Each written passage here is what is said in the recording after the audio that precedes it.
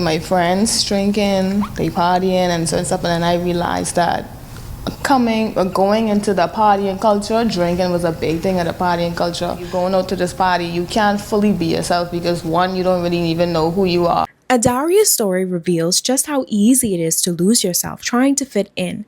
But if partying and people pleasing aren't the answer, how do young people start to separate from the pressures that drain them and begin building a healthier life? Before we get that answer, we also hear from Director of Outreach, Raishanda, who shares how she lived a life in the false reality of social media. So I had my first child at 20.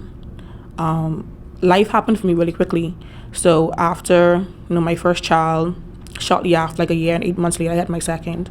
Months later, I was married. So I was married at the age of 21. But the relationship I was in at the time was a public relationship. So it was mainly on social media.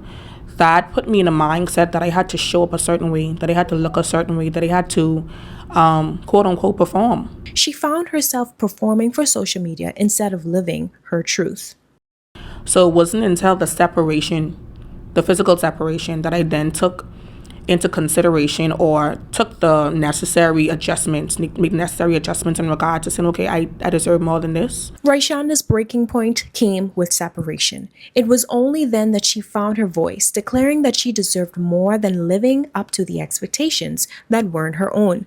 Director of Praise and Worship, Thomas Maxwell, shares the solution to all the pressures of life. I'm a believer, so my first recommendation would be reading God's Word. Surrounding yourself with like-minded people who are trying to succeed and trying to elevate their mental lifestyle. Allowing those people to be a positive light on the inside of you. As we wrap up this series, the message is clear. Our youth are struggling under the pressure to be perfect, but with honest conversations, strong support, and faith in God, there is hope for healing. Reporting for Our News and reminding you that it is okay to stay true to yourself, I'm Daniella Dorsette.